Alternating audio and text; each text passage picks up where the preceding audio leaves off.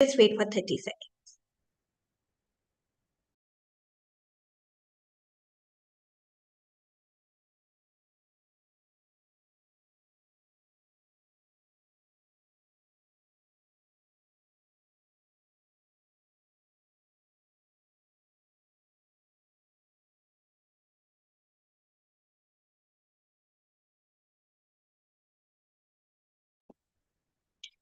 Okay, good evening, and thank you for taking the time to join us today.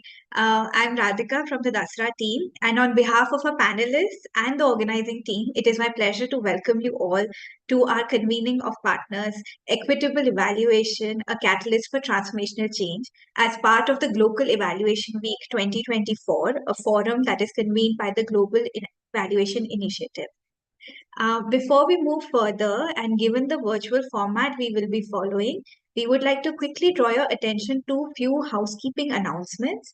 So request you to please pay attention to the slide being displayed. This event is being recorded and live streamed. Please feel free to share some snapshots and learnings from the session on your social media using these hashtags. Please continue posting your questions for the panelists in the Q&A box, and you can follow our messages on the chat box. We're keeping these two windows separate to ensure a good webinar experience for everyone. Thank you for your patience. And in case of any technical difficulties, you can still contact the hosts. All right, so let's begin. Dasra is honored to host a convening for the third consecutive year at gLocal. In our system orchestrator role, we host these annual dialogues to facilitate learnings, experiences, and perspectives from our collective partner networks. On that note, we'd like to first begin by connecting with all of you, the practitioners, the community leaders, the philanthropists, and the global evaluation experts, and hear from you on your journey with equitable evaluation. It would be great if all of you can participate in the poll appearing on your screens now. If we can please launch poll. Great. So the first question is, in your networks, do community-based or community-focused organizations have the flexibility to decide their own success metrics for the programming that they do with their stakeholders? And the options are yes, they decide their own success matrix, or no, they follow frameworks given by others. So, for example, funder reporting mechanisms, or then maybe they consult funders and other stakeholders, but are the final decision makers. So, if we can all take some time to please send in the responses.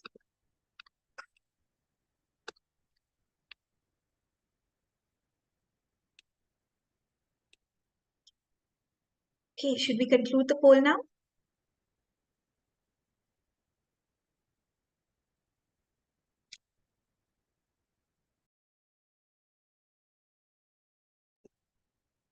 Great, thank you so much for your participation. So it seems we're a bit tied between organizations that decide their own success metrics and organizations who consult stakeholders but are the final decision makers. This is great news. Thank you for that. Moving on to the next poll, please. Can we launch the second poll?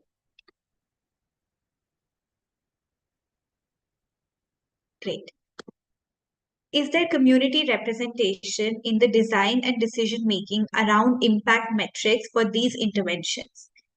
Options are yes, there is significant representation, or no, there is no representation, or a maybe that there is representation in some aspects like engagement for data collection, but not comprehensively engaging in the decision making. So we'll wait for some time for all of you to participate.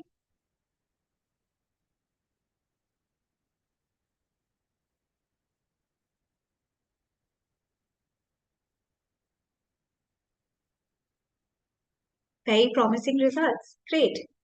Can we conclude the poll?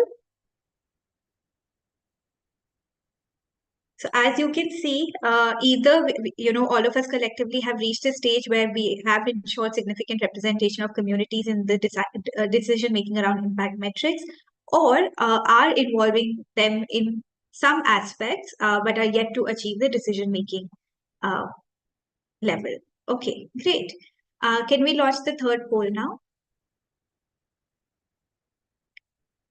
Okay, so now the key question is, what are the key challenges in involving communities in decision making around impact measurement and evaluation?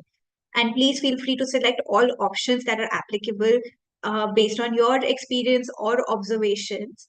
Option one being that we end up using a lot of technical or jargonized language around MELs and evaluation, which becomes a hindrance for participation, community participation in MEL. The second is that there is a need to do more capacity building and building further conceptual clarity to facilitate participation. Third option is that our own project timelines and funding are not adequate to cover the community participation aspect.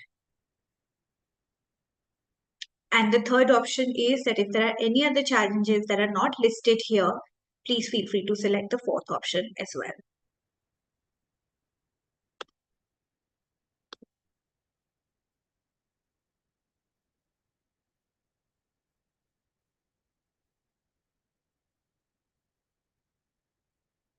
Okay, can we conclude the poll?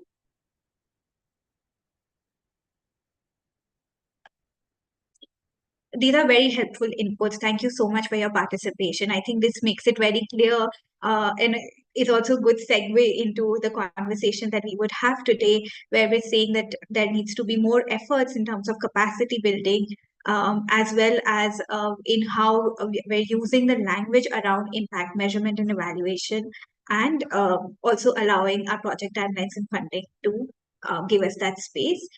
We will reach out to you after the webinar for more feedback. So please do share with us what the other reasons could be. Moving on to the last question of the poll. So it's just a simple agree, disagree, maybe question. The statement is that there is a need for more such multi-stakeholder conversations, exchange of learnings, collective knowledge building, and resource mobilization to strengthen community-centered and equitable evaluation in the sector. When we say more such multi-stakeholder conversations, like the one that we're having today under the gLocal umbrella, there are many more conversations happening across the globe.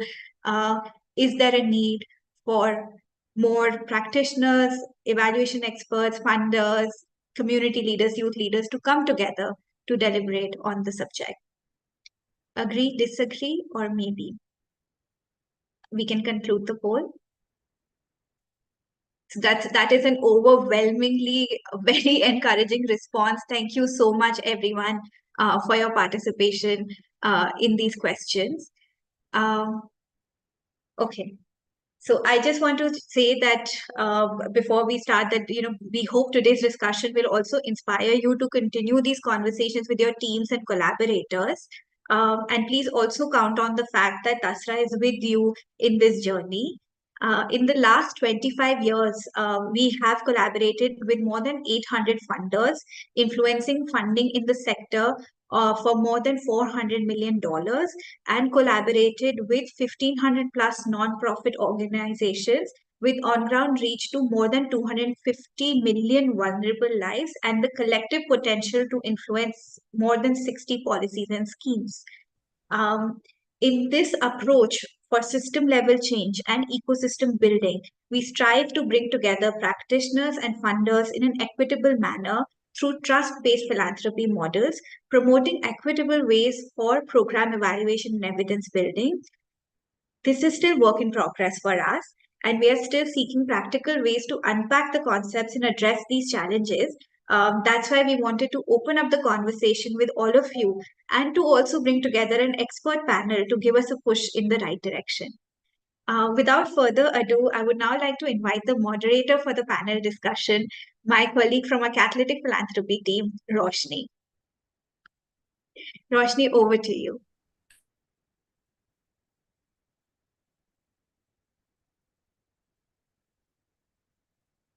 Thank you, Radhika. Hello, everyone. A warm welcome to one and all who is joining this conversation. I'm Roshni Rajiv, your moderator for this session. It's with great pleasure that I now welcome you to this panel discussion on equitable evaluation, a catalyst for transformative change, where I have the absolute pleasure of hosting a distinguished panel of speakers to delve into this topic. Join me in welcoming this panel. I request the speakers to switch on the camera to enable us to spotlight.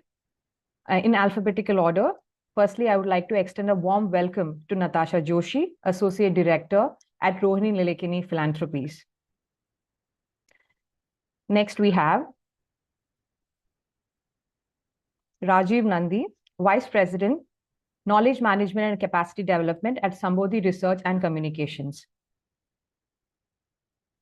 We are also pleased to have Rashida Hussaini, Youth Ke Bol Youth Policy Champion. And we are delighted to welcome Revati Radhakrishnan, Founder and Director of Warnerville Trust. Thank you all panelists for joining us today. Last but certainly not the least, I would also like to welcome all the audience members joining in this conversation. We will try to do our best to keep this engaging for all of you.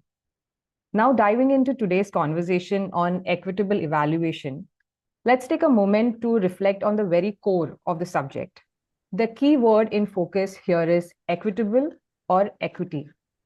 For us at Dasra, as Radhika just shared, equity has been the center of everything we have strived to transform and catalyze for the last 25 years.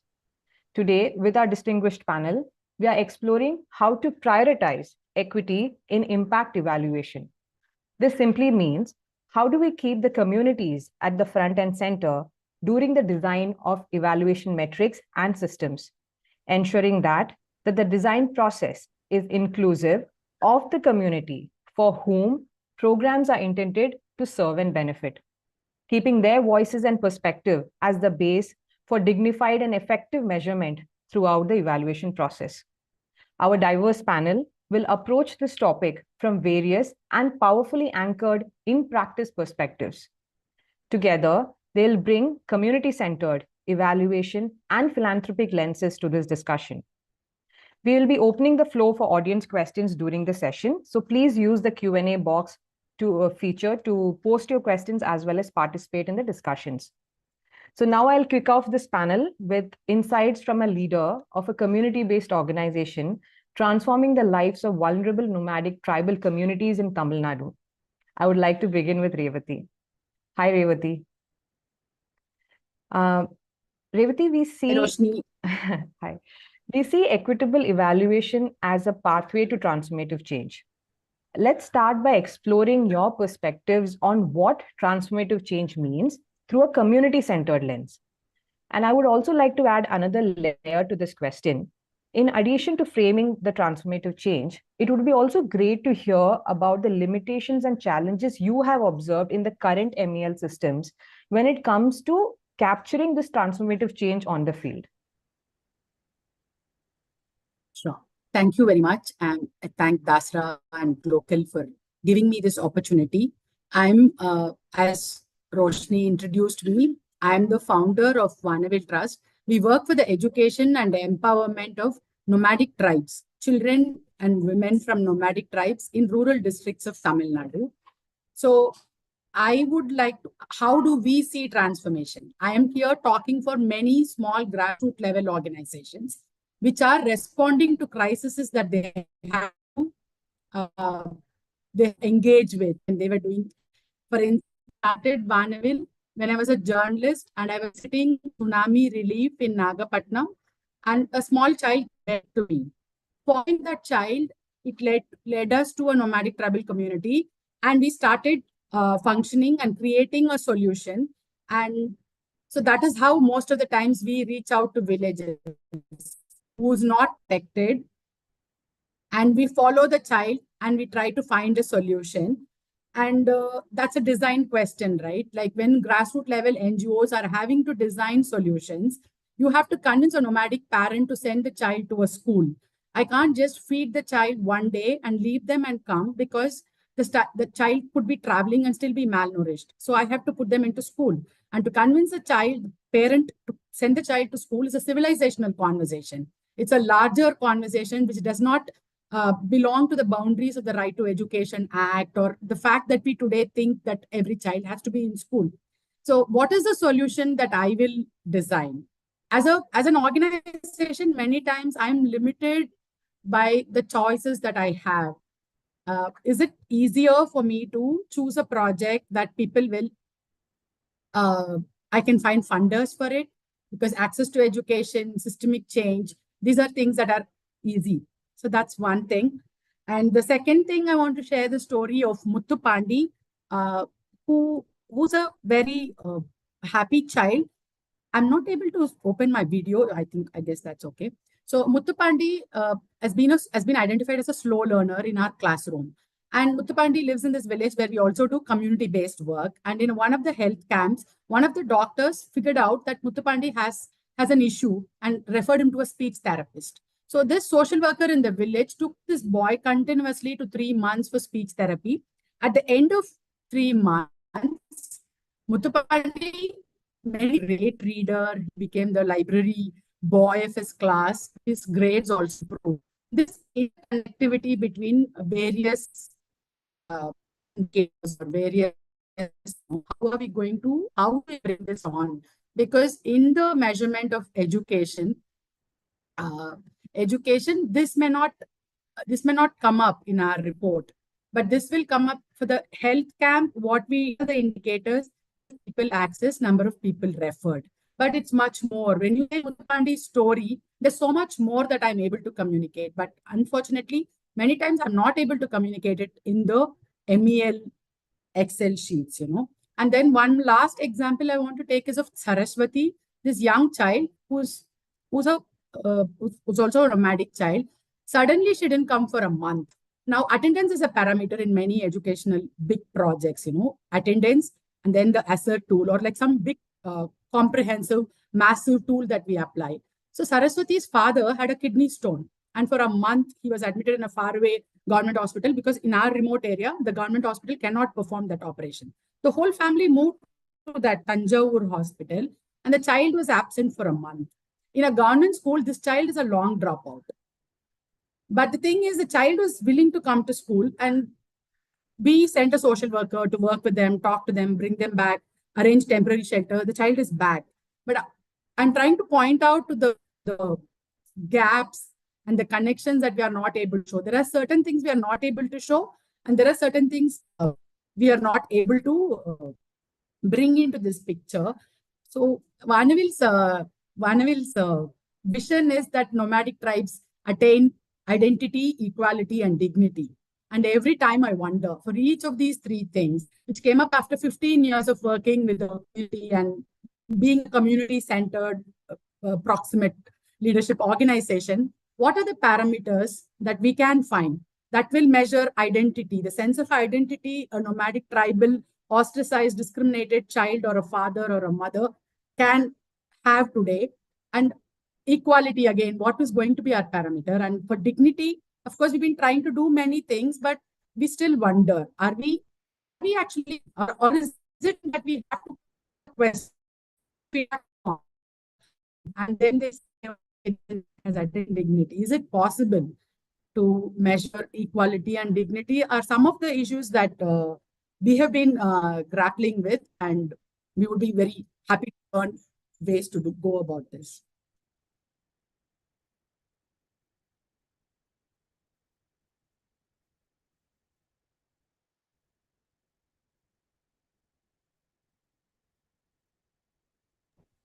Thank you, Revati, for sharing that. And apologies, we had to keep the video off to keep up with the audio quality. We were missing some of your points in between. But moving on with the panel discussion, building on to Revati's points, I would like to bring in Rashida here. Hi, Rashida. As a young development professional, we would like to understand your take on transformative change, and please share your observations on the challenges with measuring or capturing transformative change. Right. Thank you so much, Roshni, and also hello, everyone. Such a pleasure to be here to be part of this discussion. So I'm here as a youth policy champion with Youth Ke Bol. Youth Ke Bol is a pan-India youth-led coalition with a commitment to youth centrality and really empowering youth to make sure there's an attempt in improving the quality of life. Another initiative convened by Dasra with Yuva UNICEF as one of their partners with whom I'm engaging with. So Roshni, to your question about transformative change, especially as a young development professional and someone who's now navigating this development sector,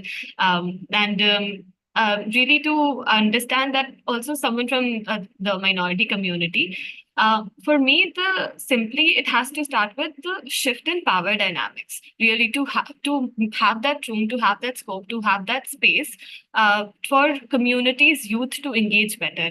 And that would require really to break away from this top-down approaches, to have the systems that are created that are more equitable, but also would mean that there is space for active and equal participation from the youth, from the community, more community-led initiatives, more youth-led initiatives, and for them to have agency of these on these processes, which would also mean in some ways to have resources for them to first define what would change mean for them, right? And I think what Revati was also mentioning is in some ways who gets to decide what changed and what are these success criteria, what are these impact matrix.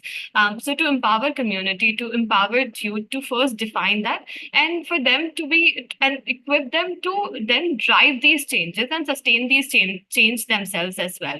And of course, all of this would mean that it would only be done when it's rooted in long-term systemic changes. So as much as there has to be focus on empowering individuals, communities, there also has to be focus on institutional changes and long-term institutional changes.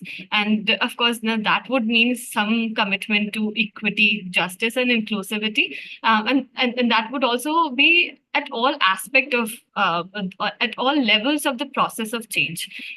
So really, that would be the fundamentally what transformational change what would look like.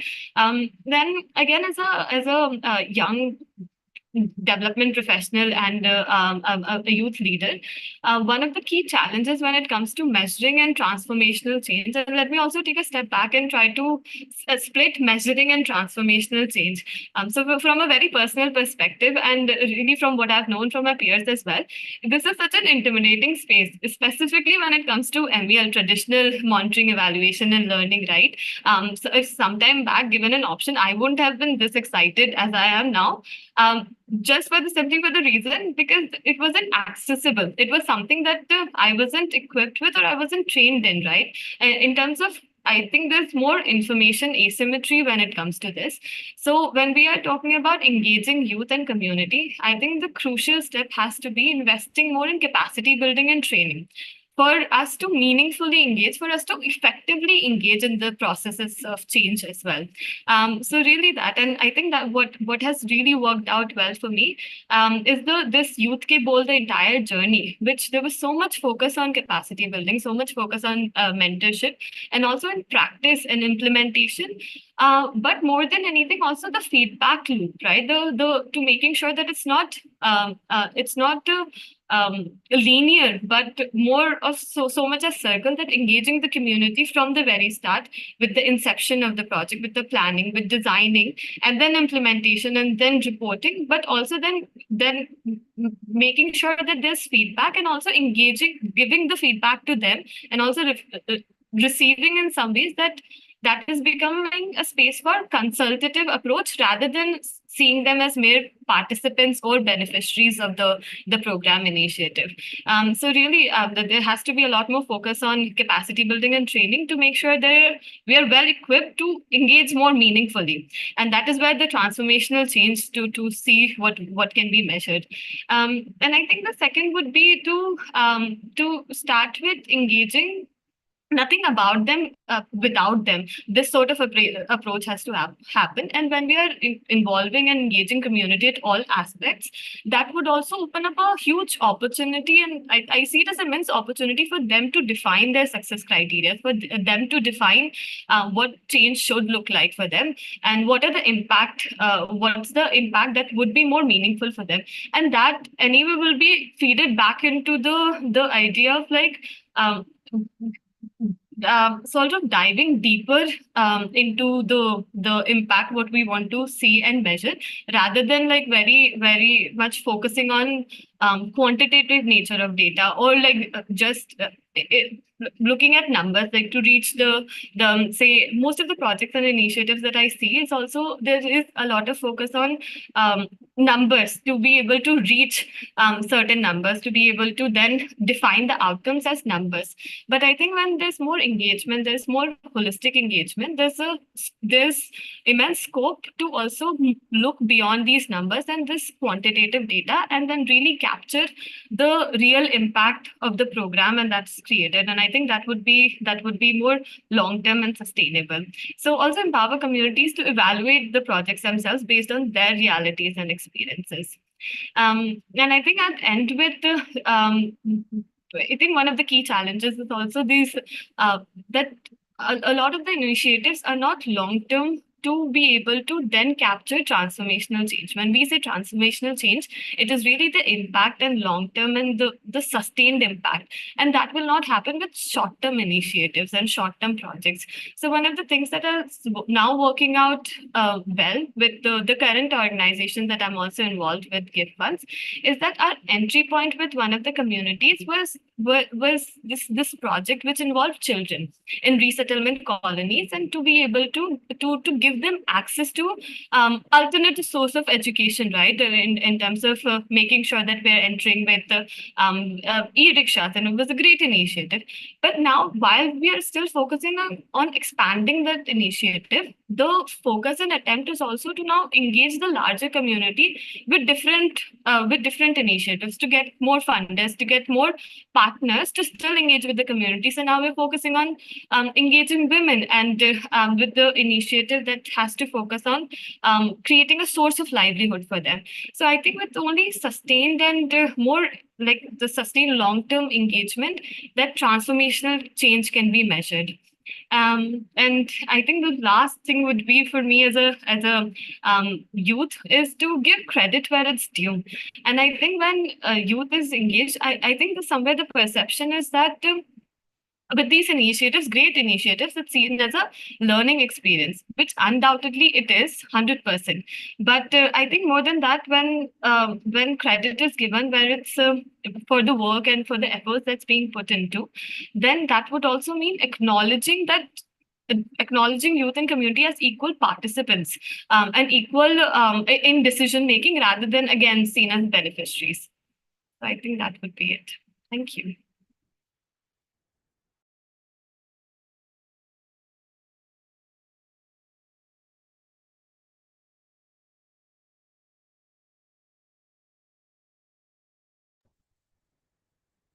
Okay, now I can unmute. Thank you, Rashida. To the audience members, please keep our Q&A box buzzing with your questions. We look forward to hearing from you. Continuing with our panel, I would like to bring Rajiv into this conversation. Rajiv, a couple of connected questions are coming to my mind. Firstly, I would like to know if you resonated with what Revati and Rashida shared. And adding to this discussion from an evaluator's point of view, I have a two-part question for you. First is, what are your perspectives as part of the global evaluation movement on the meaning of transformative change and the role evaluators can play in bringing about this change? And the second part is, why is it even important for us to have this discussion around community-centered MEL? Thank you, Roshni, and thank you, Dasra, for inviting me for this very, very interesting and a very timely kind of a panel, and also to gLocal, actually, because they are the people, I think they thought that, no, this year it's dedicated for the transformational change. So thanks all the stakeholders here. Coming back to your first question, yeah, absolutely. I think what Revati and what Rashida spoke in last 10-15 minutes, they, I think, touch the main kind of like, principles about the transformational change. And also, I think more Rashida also picked up like the key principles of equitable evaluation and different kind of challenges that we are facing in today's world in measuring different kind of changes. I know in many cases those changes are not may not be very tangible in that kind of sense. Uh, Now, I think let if we talk about the transformational change first, I know I think already it's spoken, but very quickly, if I want to highlight three key aspects of transformational change. One is like no, we're talking about a kind of a fundamental kind of shift in the structures and the systems that perpetuate inequality and differences. This is the one thing. Okay. Second, we want like make long-term sustainable impact of different kind of programs and projects. So like the changes become like kind of like long-term and self-sustaining. And third point is definitely to bring inclusivity. So bring all kind of voices, different kind of people, marginal people, vulnerable people, different kind of stakeholders on this change-making space, so that these kind of everybody has similar kind of voices to like in the change making process. But now these three things, three key aspects alone cannot bring that transformational change.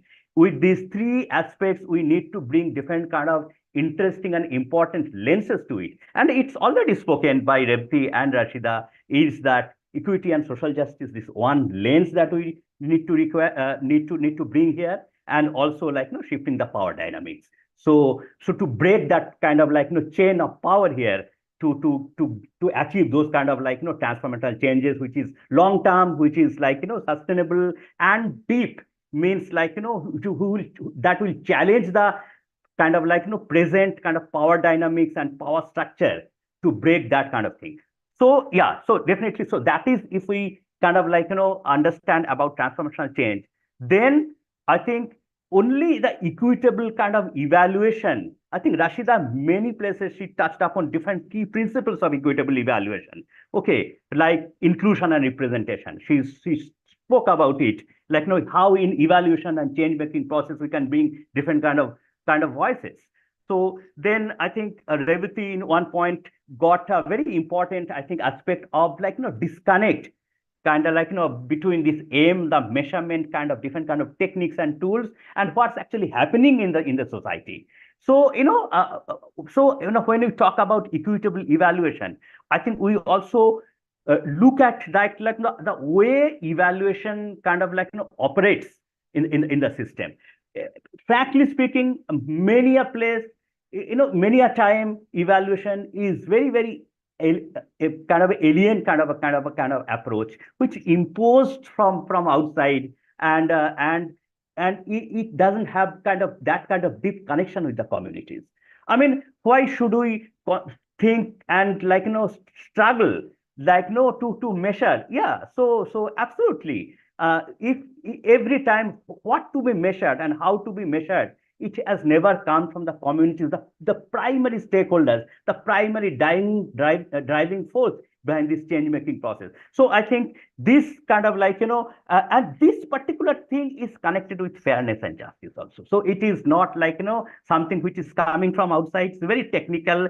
People don't understand it. Evaluators always remain external and fault finding agencies. They never could become like kind of change making, the facilitators of change.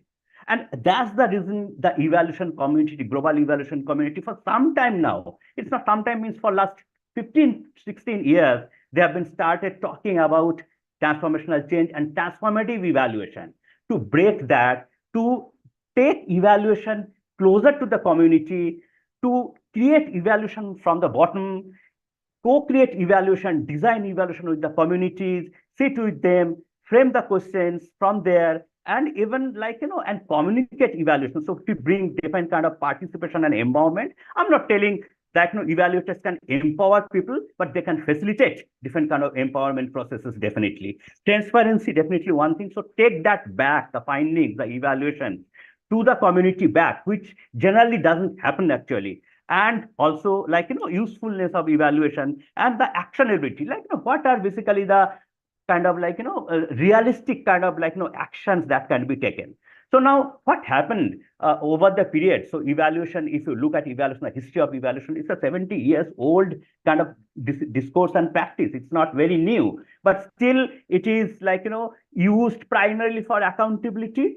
And to some extent, definitely, a lot of stakeholders definitely for some time now agreed that it's about also learning. So it's not only about accountability, it's also about learning, adaptive learning, so that you can feed that understanding, feed that learning back to the kind of thing. But again, here in these key principles, see, if you look at, is again about power dynamics. It's about like, make evaluation contextual and relevant for the people, the key stakeholders.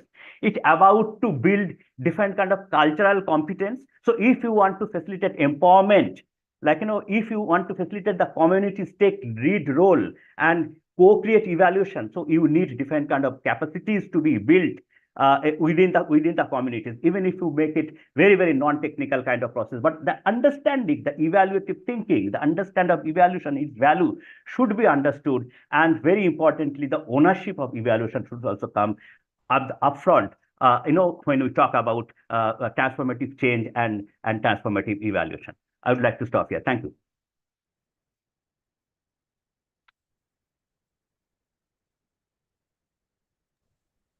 Thank you, Rajiv. For the audience, so far we have looked at this topic of equitable evaluation through CBO, community-centered, and evaluator perspectives. Now let's introduce a new perspective to the conversation, the philanthropic perspective. Hi, Natasha. Natasha, there's been so many perspectives shared so far. If I could maybe just summarize in under 15 seconds, Revati shared her experience and highlighted the challenges in balancing various priorities while designing the metrics and the current disconnect which is there in the system. Rashida and Rajiv shared the need to shift the power to the communities and to enable communities meaningful participation in the process, in the evaluation process, and the need for systemic changes. How do we capture the real impact, qualitative as well as quantitative? And they also shared some of the key principles of equitable evaluation and touched upon the need to think about long-term sustainable impact. Now, to build on to this conversation and the discussion and applying a philanthropic lens to this, I would like to understand how you are approaching this topic. And as a funder, what are you doing differently in the space of evaluation and why? Yeah, sure. It's lovely to listen to the rest of the panelists as well, because I think the thing that, the first thing that resonates is that there is such a great ground understanding of what's happening, what's required, how do you generate value, how do you build trust, so that exists in the CBOs and NGOs. It's kind of, it's part of their DNA in some sense to operate that way. I think as a funder, what's important is to create the conditions for curiosity to thrive within the ecosystem. So I think, how can CBOs be allowed or enabled to be or remain curious? Because I think the thing with transformative change is that one is, alongside curiosity, we also operate as a foundation with humility, because we do recognize that, we are one vector, we are one variable in a very complex ecosystem that includes not just Samaj, Sarkar, and Bazaar, but it also includes Prakriti, it includes many other things, So how do you even believe that you have so much more locus of control than what you do? But yet knowing that with humility allows you to then be more kind of mindful, be more thoughtful, have a more inquiry-based approach in interrogating not just your role in the ecosystem, but also just, trying to examine the lives of the people with who your lives are entangled as well, So I think that's, to me, the most important part that the ecosystem needs. I think people come into the social space from a very inspired place. There is a quest for meaning and purpose. And I feel like we have to figure out a way for evaluation to also meet and infuse that process with meaning and purpose, and not simply be instrumental in terms of getting some kind of answer, whether it is even for the CBO, whether it is from communities. Because I think even communities, you can't ask an individual, a household, a family to really have one mission or one vision for themselves. It's so dynamic, it's so many different things. And oftentimes what people want is really counterintuitive. I really like this idea that, we've gotten sort of, I think we've gotten a little bit too vested in this idea of the rational and logical human being. Whereas if you look all around you, I think people are responding in many ways from a place of intuition, from a place of values, So I think the question is, how do organizations on the field find that meaning and purpose for themselves? How do they allow communities to also live with meaning and purpose? Because that's really what we want. We don't want somebody to just get a job. We want that person to live with meaning and purpose. So, and then what can funding do and how can funders support that process?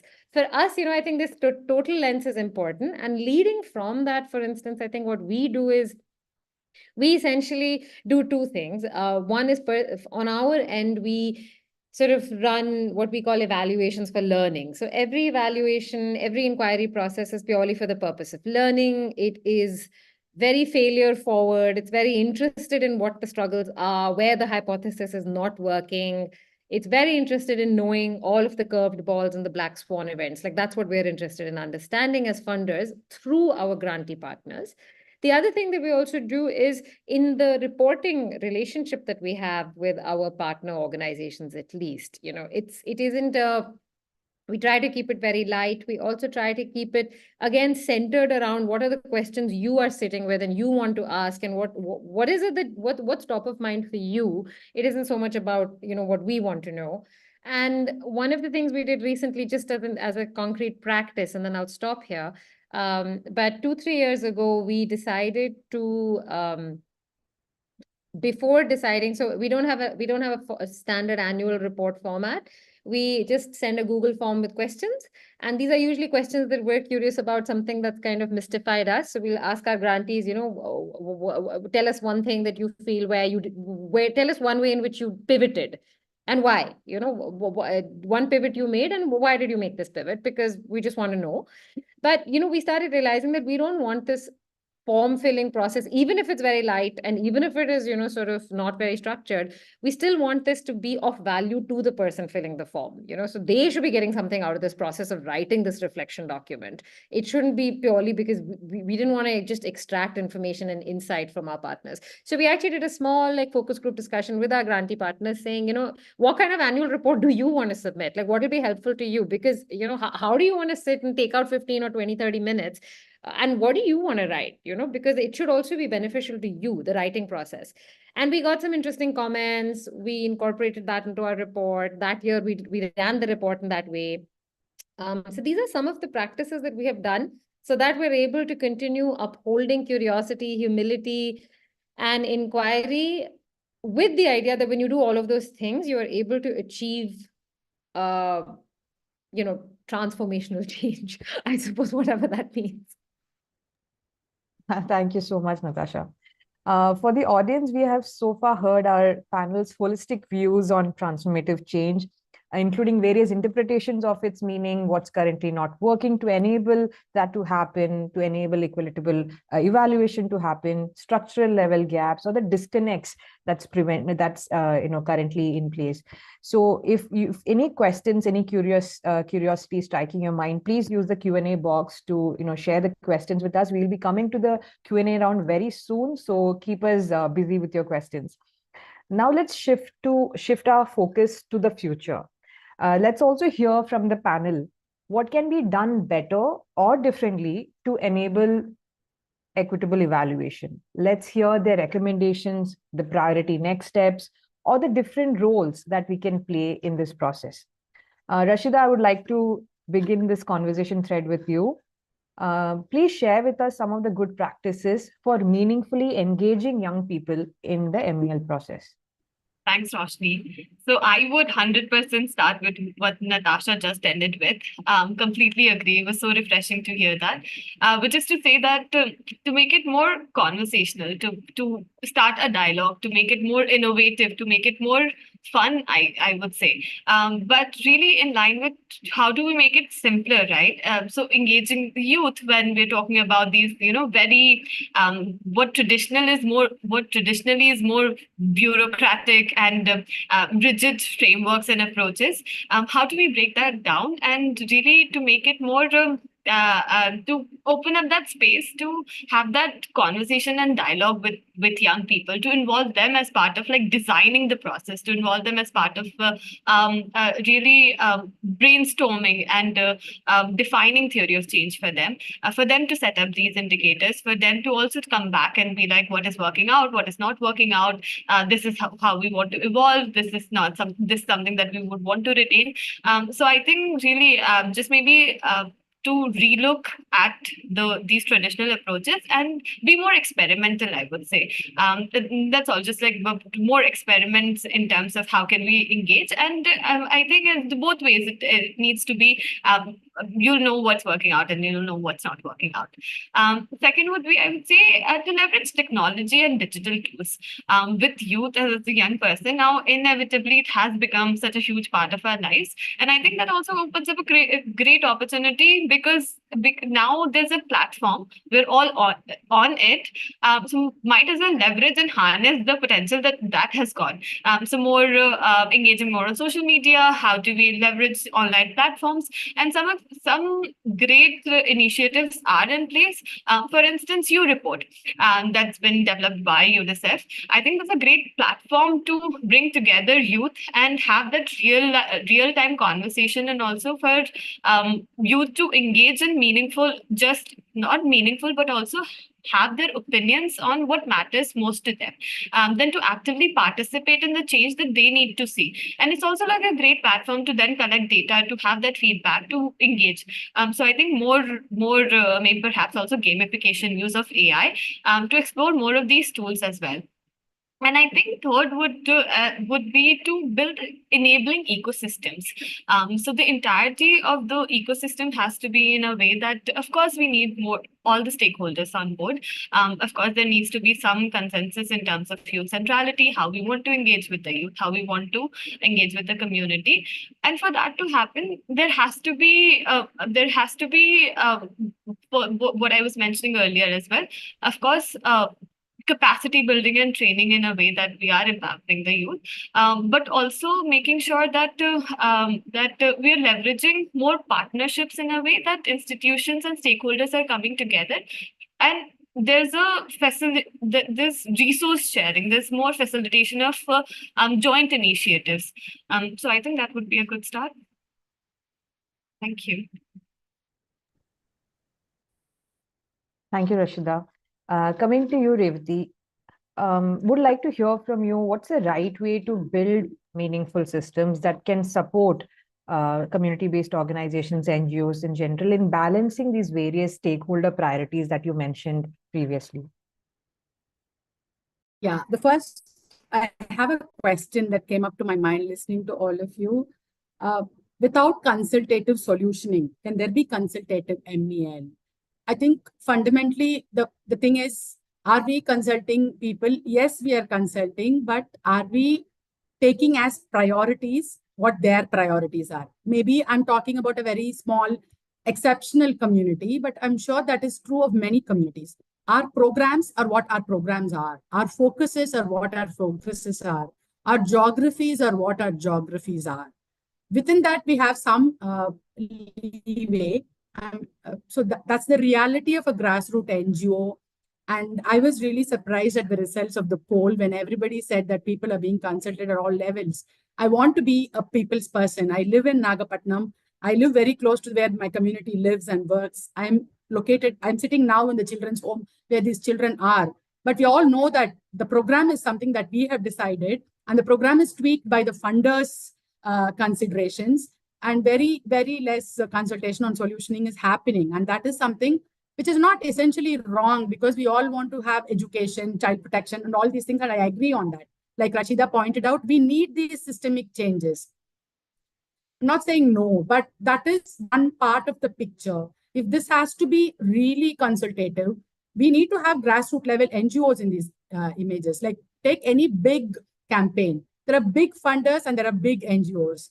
Whereas even a small tier 2 town is not represented in many of these places. And many times we talk as if like we're coming from some other country, the reality of the small town India, rural India.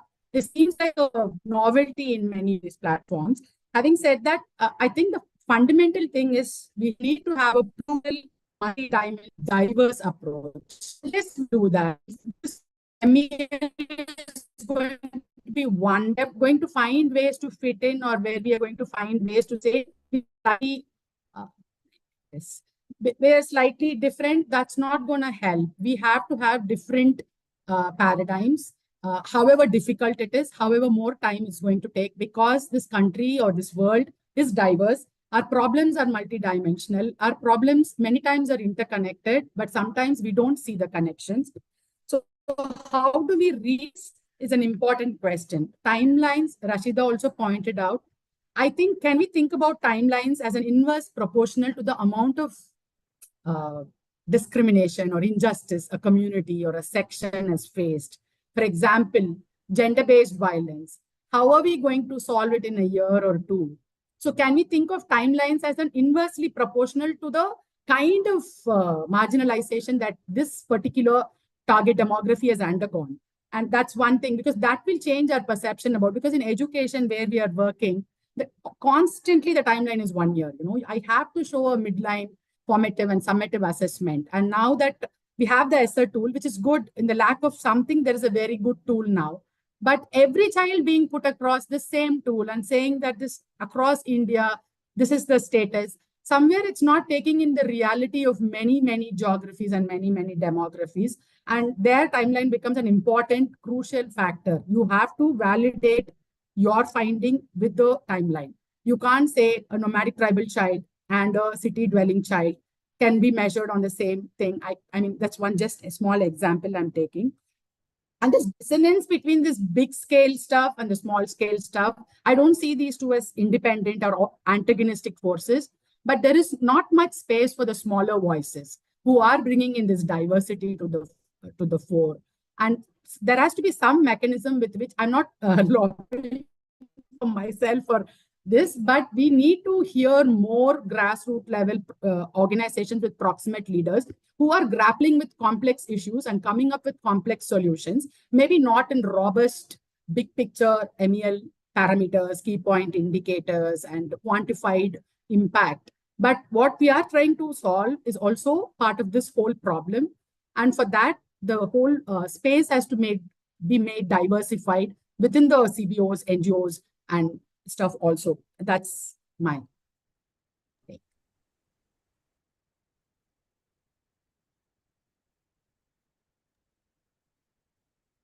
Thank you, Revati, for sharing that. Natasha and Rajiv, while I would like you to just reflect and maybe respond to what the recommendations that Revati shared with and Rashida shared. So while you are maybe sharing your thoughts and recommendations, maybe some of the points, if you'd like to reflect and share your aspects, especially looking at the timelines in a different way or making the consultation process itself more meaningful. Love to hear both of your thoughts. Maybe Rajiv first, and then we can go to Natasha. Thanks, Roshni. No, I think good some next steps suggested by Rashida also, and Revati's points are definitely very, very complex, and it won't be that easy to resolve those questions. Let me tell you very, very frankly, it will take long time. It will need a lot of shift in the mindset first of the stakeholders. Not only stakeholders means I'm not talking only about the donors who will pay money or the community, but also the evaluators. Their mindset needs to be changed, like, what evaluation can do and what evaluation cannot do. Evaluation itself cannot bring transformative change. We are together here with all other stakeholders, with with the different kind of development agencies, with donors, with evaluators, with the community-based organizations, with the people themselves, the citizens.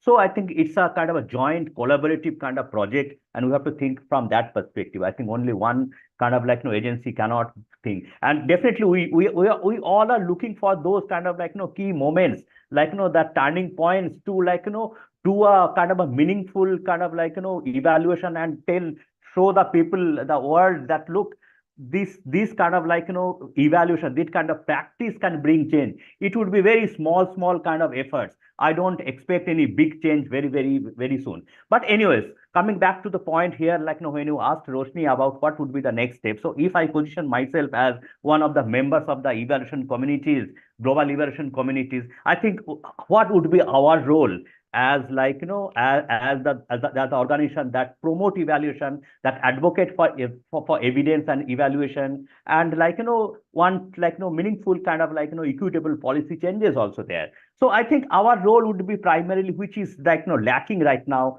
to even to create kind of a space where we can talk about these kind of changes and this kind of major radical shifts, is to kind of different kind of guidelines, which is not very technical kind of jargonistic kind of things, but more context specific, most kind of culturally responsive kind of guidelines for the practitioners, both the people who are working with the communities, the development kind of practitioners, and the evaluation practitioners.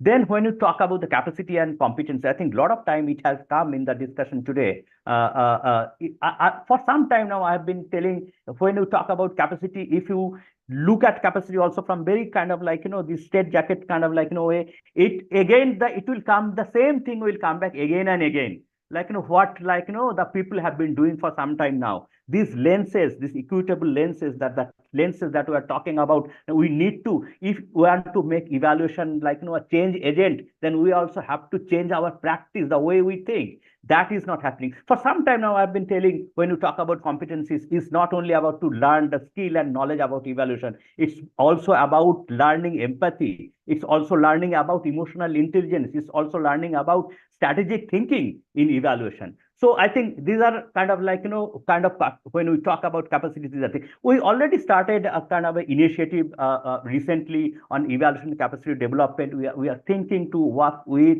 a large number of non-governmental NGOs, non-governmental organizations in India to to think together to build what kind of curriculum would be best suited for them. We are just progressing slowly, but we are thinking how to do that. Now, at evaluation community members, also we want to, when we create the forums, when we organize different kind of conferences and discussions and roundtables, we are trying to bring the people from the community themselves to come and share their own experience, share their own challenges. Oh, okay, and very recently concluded Eval Fest 2024. We organized a couple of these kind of sessions where the people from the community came and shared their own experiences. And definitely, I think Rashida, what highlighted here again and again, is the youth engagement. There are global networks of youth engagement. I think people, the youth practitioner, young practitioners should go and join it and join this network. And I think it will create that kind of space, a collaborative space for more discussion, debate, and we can expect some changes. Thank you so much. Yeah, I will stop here. Thank you, Rajiv. Natasha, quickly coming to you, please feel free to respond to Rashida, Revati, and Rajiv's points, but at the same time, building on to your previous point on the thoughtful approach towards ecosystem needs. What can philanthropy do differently here to build that equity, to balance that power and privilege dynamic? What are some of the examples or ideas that you can share with us to enable more of equitable evaluation? Sure. So I'm going to respond to this in two different ways. The first very direct question is, what can philanthropies do to kind of share? We keep talking about sharing power, but I feel like you should also share being evaluated. Because if you want to share power, then you should also be sharing the scrutiny.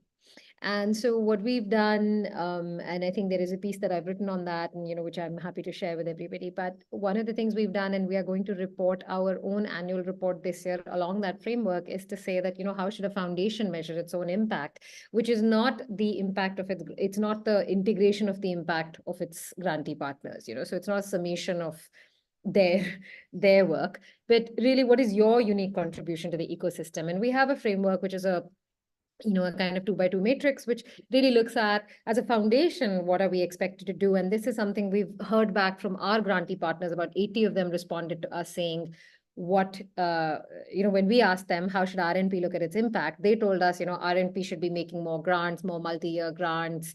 RNP should be doing many more convenings, many more system convenings. You should be also, doing a lot more sense making, perhaps qualitative evaluations, and you should be actually informing philanthropy and other donors, because that is your positionality in the ecosystem. So we are now starting to say, should we hold ourselves accountable to doing these 4 things? Grants being one of them, but there are all of these other intangible, less concrete things. So that's one. We are going to in our annual report back saying what's our scorecard on this. But I think the thing that foundations can do, and they're well positioned to do, of course, is, to convene for sure, to connect dots, because they have this vantage point. You are kind of at the intersection of, you're at the node of many, many different things. So, what are ways in which can you bridge different ecosystems as well? For instance, in our case, one of the things we're also trying to do is we have this whole technology universe thanks to Nandan's work. So can we bring a lot of that thinking and those ideas into the social space, but also the other way around, right? Can we also take insights from the field? Can we also have much more democratic inputs into technological products? So we're trying to do this two-way interaction. So that's, another idea. But the third thing I feel like foundations can do, but here it's also a jugalbandi between what NGOs will do and what foundations will do, is to sort of, I think it is helpful. Like, I think if we want to shift evaluation and the lens on evaluation, then we need the best practices and the novelty ideas from the field. So in some sense, it's a chicken and egg. So can foundations, again, give more untied funds and have budget line items that allow NGOs to arrive at really interesting ways of seeing and meaning making? But once they do that, then foundations should also socialize that and kind of accept that as a better practice, because I don't think that foundations can ever arrive at that, because we're not connected really at the field level, So the people on the ground will have to arrive, and they will have to kind of assert that way of seeing in some sense, because even if we're supporting, let's say, a grassroots NGO, which is looking to kind of say that there is a lot of local wisdom trapped within Adivasi communities, but it is only up to them to be able to reveal what that means, how it means, and how can that wisdom be translated and understood to the more mainstream world. It is up to the NGO to do that, But yes, they need resources and time and space to do that. So foundations need to allow that. And then once that has happened and some of that evidence has been revealed, foundations have to continue to fund that. So I think that's probably a rounded out answer. Thank you, Natasha. Now we move on to the Q&A round. And while I get some of the questions here, I would just like to check if any of the speakers would like to just quickly respond to any of the points. Otherwise, just give me a moment.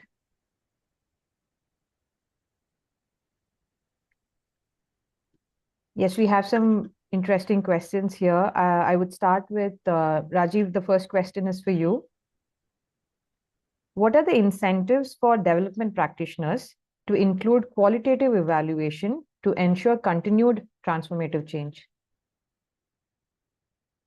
Oh, no, I don't know. I have the right answer, not here. But I think, for the young development professionals, I think it is also their own aspirations to kind of become a change agent here, and ready, motivated to fight different kind of systemic barriers here. Otherwise, if you look at normal evaluation practice is very highly quantitative. Even now, I know I am not telling those evaluation techniques don't have any value. Definitely, they bring a lot of value. But the other side of the story, I think a lot of evaluator thinkers understood and acknowledged very openly that it is not only about very high kind of sophisticated quantitative technique. It's more about to understand nuanced kind of knowledge is more important here, and that is definitely will come only from the qualitative different kind of things. So yeah, there are definitely spaces, and there are people who acknowledge that and recognize that value. And we have to kind of create our own avenues to reach out to there and connect to the right kind of partners who will value these kind of approaches and methods. Yeah, thank you. Thank you. Next question is for Revati. It's usually challenging for nonprofits to engage community in an intensive impact evaluation exercise. Can you please share examples for how you were able to engage communities in creation of impact frameworks?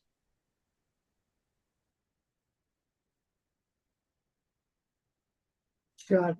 So as I said, our work is about, we're working with nomadic tribal communities on education, health, and livelihoods.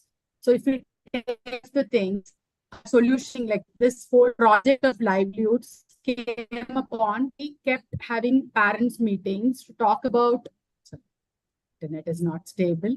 So when we were talking in a various parents meeting about children's educational performance and why they're falling absent. So evaluation by through parents meetings, taking feedbacks from parents. Also, we don't make the child, but the teachers continuously assess. These are existing models. So we use that.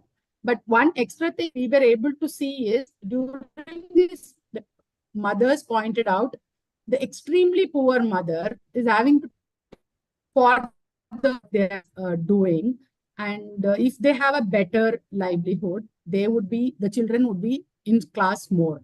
That is how we started our. So this is how we did. Direct answer to this question: how do we assess? We don't put the examination, but we do continuous assessments in the classrooms. We evaluate in science and English. We do art, theater, performance, sports. Everything is equal in our. So we are a arts and performance based pedagogic school, and health we still we have is the BMI. So we are also trying to find out how else are we going to do this. So as of now, BMI better, robust measures. Thank you, Revati. The next question is for Rashida. Could you please share some examples of long-term and multiple interventions that can bring sustainable change based on your experience or as per your knowledge? Right. So let me pick up on what I was saying earlier as well. I think the long-term projects would mean that does not entirely have to be just one project stretching long-term, right?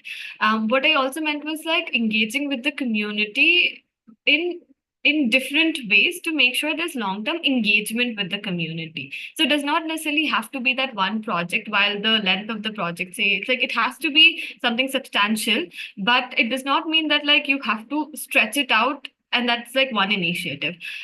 What would mean is like maybe what we started with a project, you've already built that rapport with the community, you're working on one aspect of it, but there's always of course going to be some spillover to that project and the impact of that project. And that is where what Rajiv was also mentioning and Revati is also mentioning earlier as well, as is that then in terms of measuring transformational change and sustained impact, maybe the attempt needs to be how do we bring in more stakeholders to keep engaging with the community in different ways for maybe more holistic development, if I may, or to see if there's different avenues where you can expand.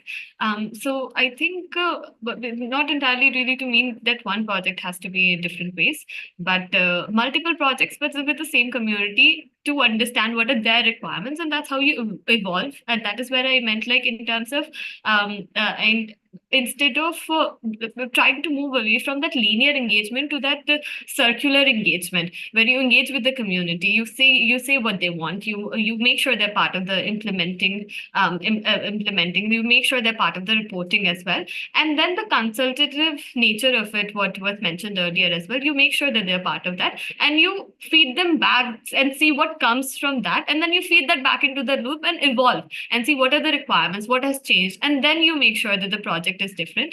But try to rope in more stakeholders if it's not working out with maybe if there's limitation from that donor or prospective partners, but see if there are more stakeholders that can be looped in, but engaging long-term engagement with youth and community.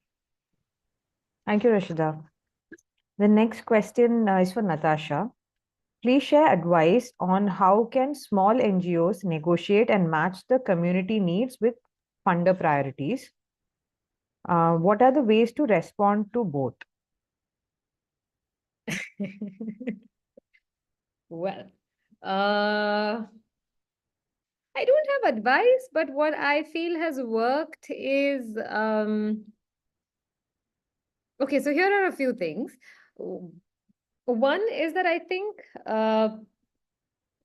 being uh, putting forward something that you do have conviction on does work. I'm not saying that it's easy. I'm also not saying that, donors aren't pushy and they aren't very, but, honestly, sometimes just try it. Like, kya kar lenge? Like, they're not going to suddenly pull your grant away. Maybe some do, but then, that's terrible. But the one is maybe just a little bit, because sometimes, we censor ourselves also. I think there is a little bit of that. We are afraid. And I used to work in government. And I used to notice this when I was in government, that there were a lot of people who would come and they would make demands. They would give feedback, and government would listen. But when you're outside government, you think that, what's the point? Like, government is never going to listen to us. Like, who's going to get? So I think it's a little bit like that. Maybe try. The there was a second part of the question. What was the second part?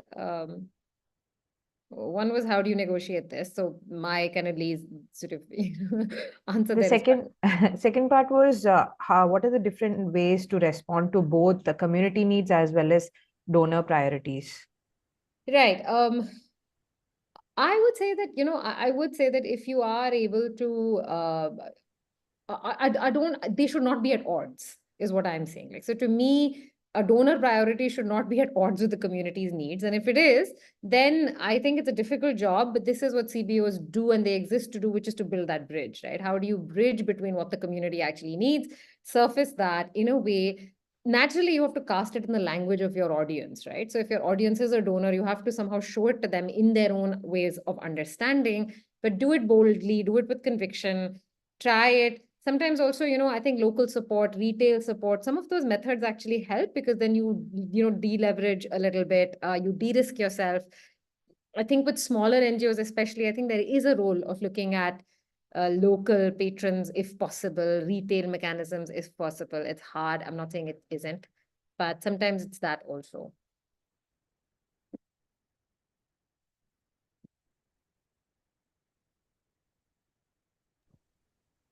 Thank you so much, Natasha. I think we have time for just one more question, and I'll maybe take a common question which is open to all the panelists to respond. Maybe we could do a last rapid fire, 2 minutes each for each of the panelists to respond to this. When talking about equitable evaluation, can you shed more light or share experiences on further challenges when it comes to initiating community discussions around the diversity of caste, gender, religion, sexual orientation? Revati, would you like to go first? Sure. So that's something that I was like hinting at, because most of the conversations we have with the community, we work with a uh, oppressed community on a caste.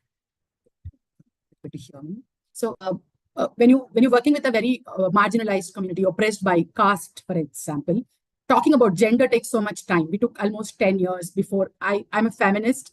I'm known as a feminist before I started this organization.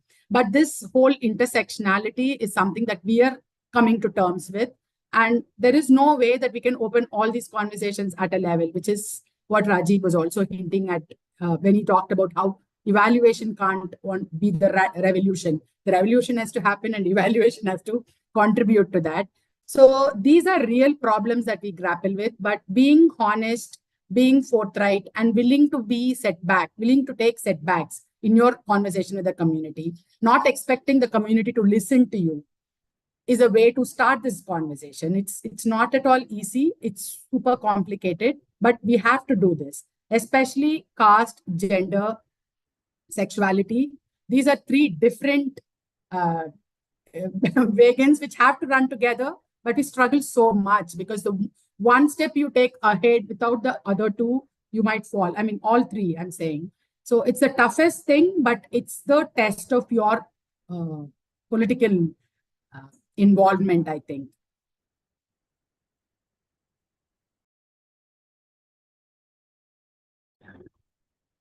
Please feel free to come in, Rashida. Rajiv, Natasha, Yeah, Rashida? so Yes, yeah, please. so just an old story, just to narrate a old kind of a story. 25 years back, we were working with on different kind of like family planning techniques and kind of things, and were organizing kind of like the community meetings with the couples, so the husbands and the wives. And I remember one of our facilitators were there, saw suddenly realized that all the husbands are sitting on the chairs and wives are sitting on the ground. And she told that no, this is not the way to kind of have a kind of dialogue on this. So why that the husbands are sitting on the chairs and the wives are sitting on the ground? We have to change it actually. And the next meeting, the women didn't come even because they didn't want to sit on the chairs where their husbands on sitting on the ground. So they didn't want to. They are not ready to accept this thing. So I mean, I think what Rebati also mentioned, you need a lot of political will and patience. Actually, it don't come so easily. You have to negotiate. You have to wait for that right moment. Allow them whatever the way they want to sit, make their own arrangements, and bring those power dynamics and bring those kind of like debates and discussions in front of them. Let's see what happens, what kind of changes take place. It won't take place in just one day. Sorry.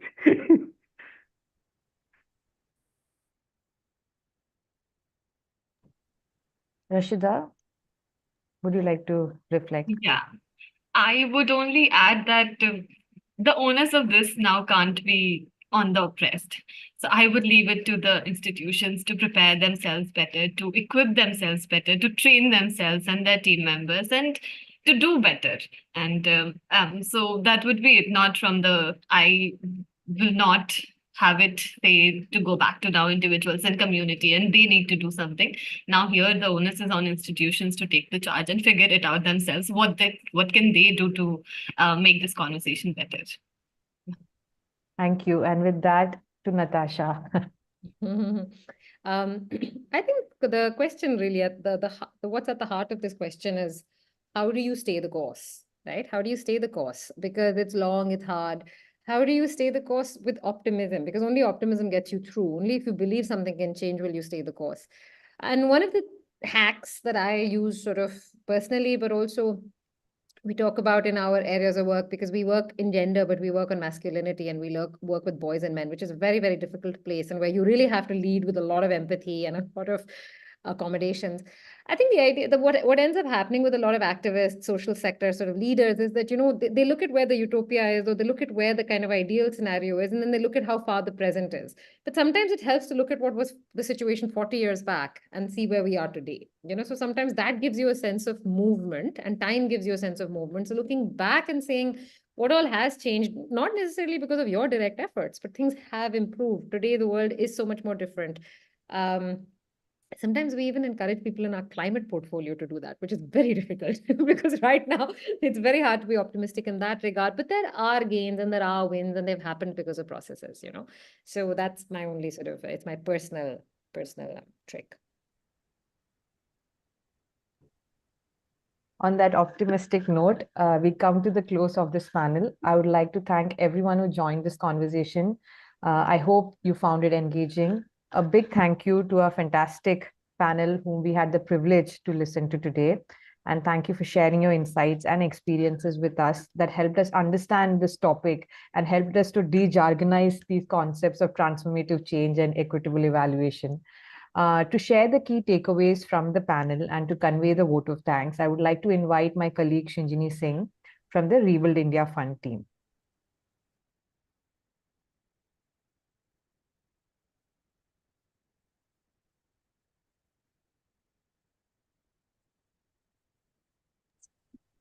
Thank you so much, Roshni, and thank you to our panel members and participants for listening in and your engagement. Shifting back power to communities is truly transformational, and we witnessed some of that yesterday in India. Sometimes the ecosystem can strongly remind us that communities always have power. Yet, how we measure any type of change, whatever the change might be, what the success and outcomes of the change might be, all of this is yet to be defined by communities in their own language and culture. Revati left us thinking about some of the gaps in these connections, Through the stories of Muthupandi and Saraswati, she questioned, what is the solution a community-based organization can actually design? And is it not easier to choose a project which can actually find a funder? Through 3 months of speech therapy, which transformed Muthupandi's life, great leaps were taken in his life, but yet they may not show up in a typical educational MEL framework. Rashida talked about how intimidating the MEL space actually is, the information asymmetry that exists here, and the need for investing more in the capacity building and training, especially of youth when we talk about building agency. Rajiv ji emphasized that what is it that has to be measured and how it is to be measured has never come from communities. He actually courageously reflected upon the need to take evaluation closer to the community and design evaluation with communities and how evaluators can facilitate this, and also the limitations of evaluation and evaluators as contributors towards journeys of empowerment rooted in empathy. Natasha, through Rohini Nilekani Philanthropies, has been enabling a phenomenal shift in the sector. She emphasized the importance of approaching evaluation with humility. Some such inspiring processes that RNP's approach is taking, the overall approach at RNP towards evaluation for learning, the unique annual reporting format that RNP uses, approaches that are not extractive when it comes to learning and evaluating. Also making that critical departure from being summative and integrative of grantee impact and calling it your own impact as a foundation. All great solutions for funders who are seeking fresh and equitable pathways towards evidence and learning. As we take a step back and away from this conversation, let us reflect upon the principles of equitable evaluation and what we can do to incorporate more of these into our everyday measurement and learning.